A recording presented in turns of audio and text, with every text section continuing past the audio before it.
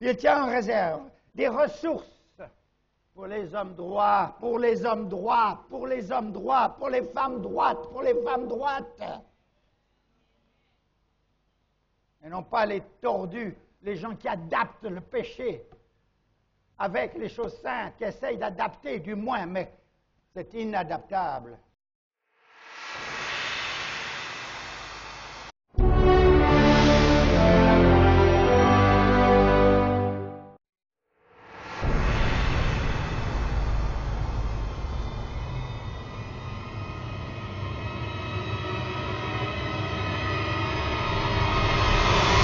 Bien-aimés, c'est l'heure du choix.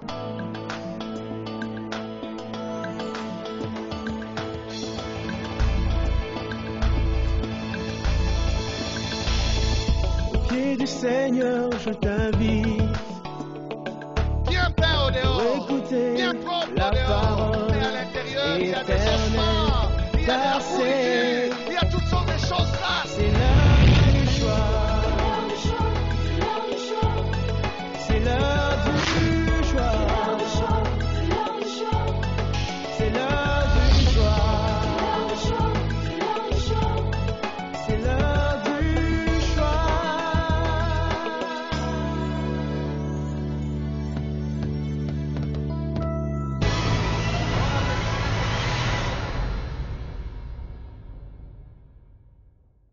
Aujourd'hui, je voudrais vous parler de la part de Dieu et je vais vous inviter à ouvrir votre Bible avec moi. Nous allons aller dans l'Évangile selon Matthieu.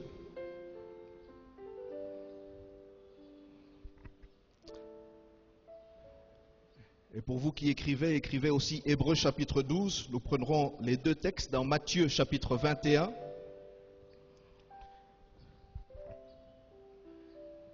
Et puis nous irons ensuite dans Hébreux chapitre 12, versets 1 à 2.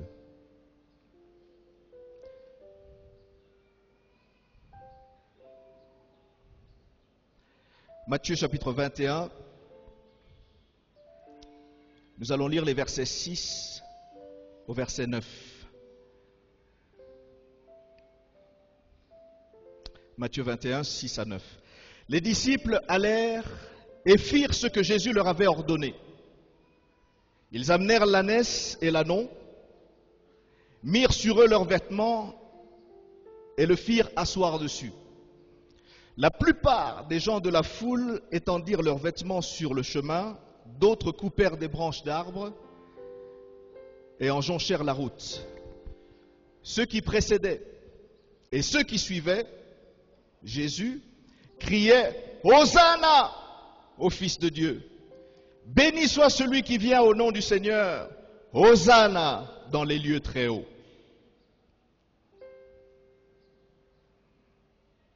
Hébreux chapitre 12, versets 1 à 2.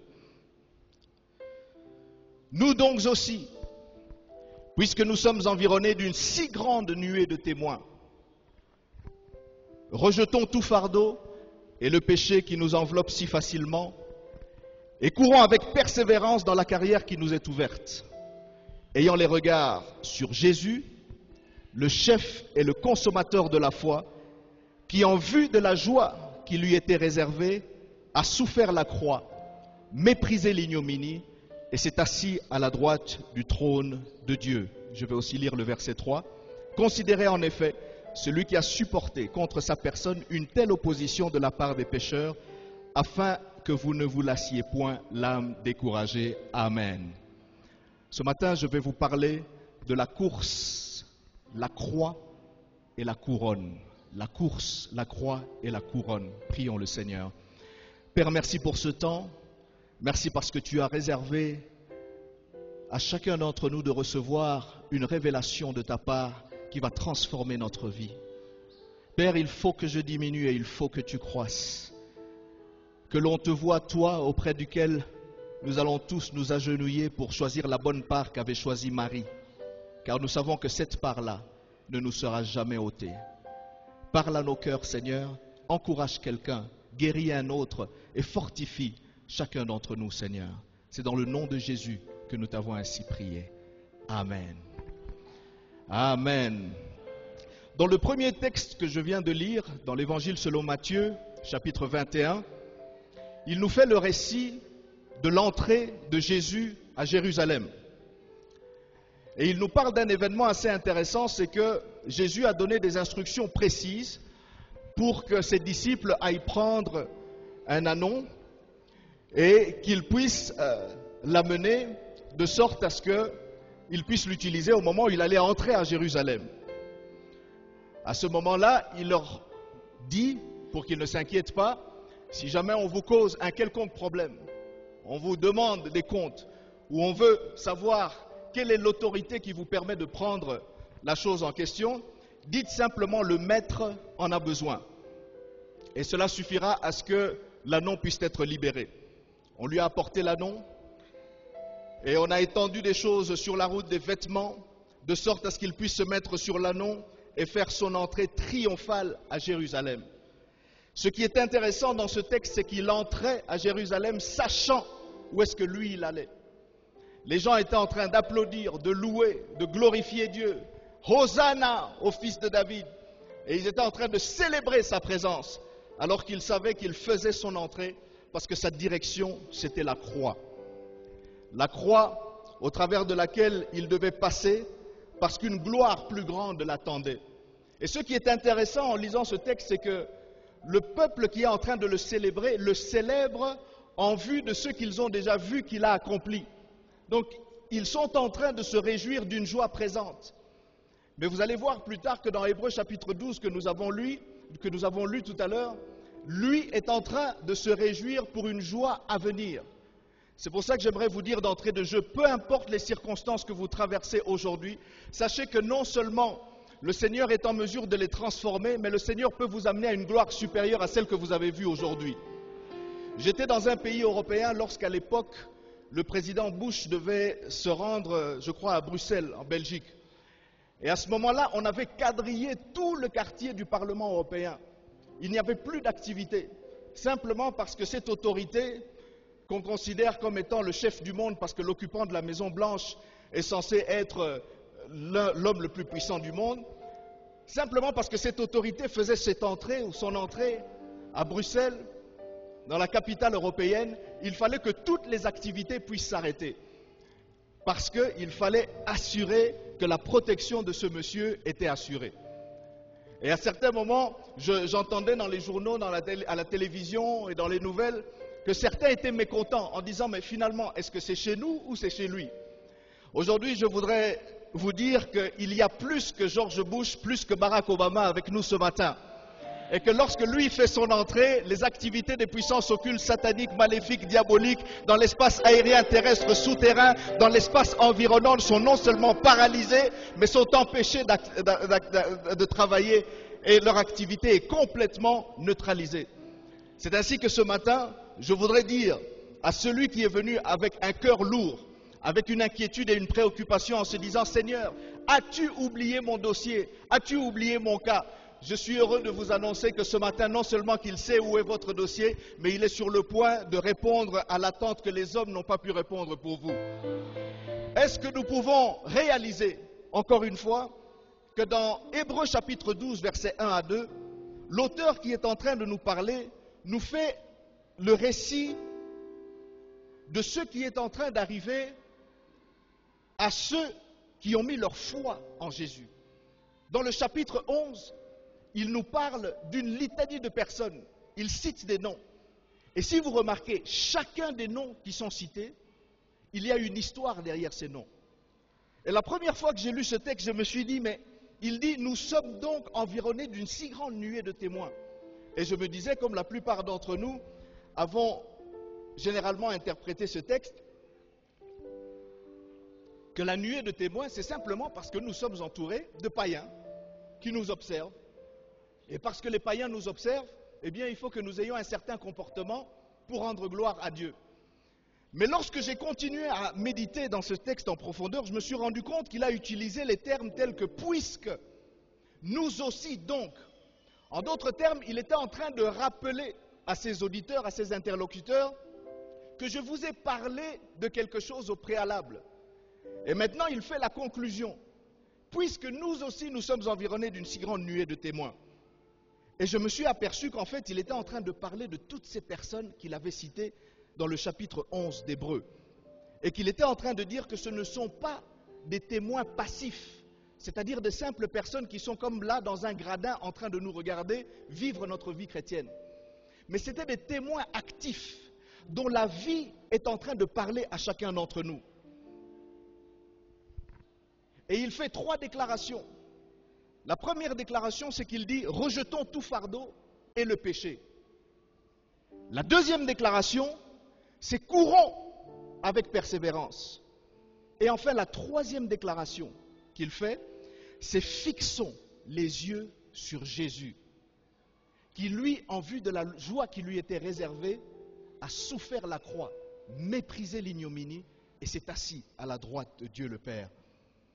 Et dans cette liste de personnes, il y a des gens comme Abel, le second fils d'Abraham qui a été tué par Caïn, qui lui avait compris que le sacrifice qui plaisait à Dieu, c'était un sacrifice avec le sang.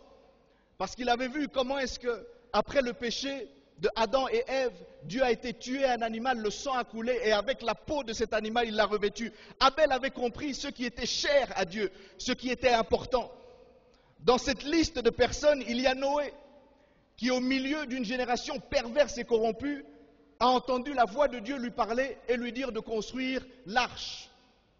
Et pendant que Dieu est en train de lui parler, il n'y a aucune indication dans son entourage, aucune indication dans les circonstances qui l'environnent que ce que Dieu a dit va se confirmer.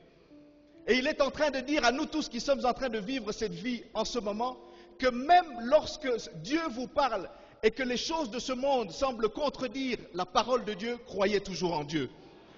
Il est en train de nous dire que Dieu me dit de construire une arche alors qu'il n'y a jamais eu de pluie, alors qu'on ne connaît même pas ce que c'est que de se retrouver dans un fleuve qui peut vous engloutir d'une manière ou d'une autre. Mais Dieu vous dit de faire quelque chose. Rassurez-vous d'une chose, le temps donnera toujours raison à Dieu. Dis à ton voisin, le temps donnera toujours raison à Dieu. Toujours, toujours. Le maître des temps et des circonstances. Il y a dans cette liste, Docteur Hébreu nous parle de Abraham. Et il parle d'un homme que Dieu a choisi parce qu'il était sur le point de construire ou de se bâtir un peuple. Il parle d'Abraham qui a entendu la voix de Dieu alors que ses aïeux et ses parents étaient des idolâtres. Dieu demande à Abraham de quitter son pays, de quitter sa patrie, de quitter la maison de son père et de se rendre dans un lieu que Dieu lui-même allait lui indiquer. Abraham est là et il se tient. Et pendant que nous sommes en train de vivre la vie chrétienne, Abraham, par sa vie, est en train de nous instruire en disant, il y aura des moments où vous savez simplement que Dieu vous a dit de quitter votre vie du passé, mais les choses semblent un peu floues. Parce que lorsque Dieu lui a dit de quitter, il ne lui a pas donné la direction qu'il devait prendre. Il a dit ni au nord, ni au sud, ni à l'est, ni à l'ouest. Mais Abraham a compris qu'il fallait qu'il obéisse à la parole que Dieu donne au moment où Dieu la donne sans poser trop de questions. Et Abraham est là en train de dire, je ne savais pas où je partais. J'avais une famille, une femme, un neveu. J'avais toutes des responsabilités. Quand bien je n'étais pas sûr de la direction, j'étais sûr de celui qui m'envoyait. Et il est en train de nous dire, si aujourd'hui les choses semblent un peu floues dans ta vie, tu as l'impression de te poser la question de savoir, mais moi je croyais que quand on parlait de la vie chrétienne, c'était une vie en rose. Mais je semble voir les choses plutôt comme en noir. Et je me souviens quand moi-même je me suis donné au Seigneur au départ, les choses que je pensais allaient s'arranger semblaient de temps en temps s'empirer. Je me souviens même qu'à l'époque, j'étais tellement dans des difficultés financières, économiques, que je portais des chaussures que j'ai l'habitude de dire des chaussures qui adoraient le Seigneur. Pourquoi mes chaussures adoraient le Seigneur? Parce qu'elles regardaient constamment en l'air. Non pas par le modèle du fabricant, mais simplement parce qu'elles étaient tellement usées. Et j'avais l'habitude d'utiliser ce verset des Saintes Écritures que je vivais tous les jours. Que tout lieu que foulera la plante de votre pied, je vous le donne. Eh bien moi, c'était naturel. J'utilisais ce verset tous les jours. Pourquoi? Parce qu'il y avait des trous en dessous de mes chaussures et donc la plante de mes pieds touchait le sol. Donc je disais simplement, puisque la plante de mes pieds touche ce sol, eh bien il est à moi. Dans les moments de louange et adoration tels que nous sommes ici, je devais faire très attention. Vous savez pourquoi? Parce qu'au moment de louer le Seigneur, je ne pouvais pas lever les mains trop haut. Je portais une chemise qui était toujours en dehors du pantalon. Et je devais faire attention qu'en levant les mains trop haut, les gens ne voient pas les climatiseurs et les ventilateurs qui se trouvaient là-bas derrière. Parce que mon pantalon était troué. Un jour, un ami vient me voir à la maison et me dit, mais Camille, tout le monde parle du fait que toi tu es converti. C'est quoi cette affaire-là? Et quand je l'ai reçu, je lui ai dit, écoute, oui, j'ai effectivement trouvé le Seigneur. Et il a dit, mais toi, tu crois vraiment ta vie, ce sera ça? Avec ta Bible en dessous des aisselles, et les aisselles qui deviennent toutes jaunes, au point même de déchirer le dessous de ta chemise. Mais regarde-nous, on est en train de faire des affaires, les choses, ça va, on voyage et tout. Et je dois vous avouer que quand bien même je lui ai montré une face en disant, écoutez, vous savez, le Seigneur a un plan pour ma vie, intérieurement il m'avait touché. J'étais en train de me demander, mais est-ce que c'est vrai ce qu'il dit? Je suis rentré auprès du Seigneur et je lui ai posé la question personnellement. J'ai dit, Dieu, est-ce que c'est vrai ce qu'il est en train de raconter? En fait, ma vie est condamnée à être, comme il dit, bisoufra soufra. Est-ce que c'est ça que tu m'as réservé?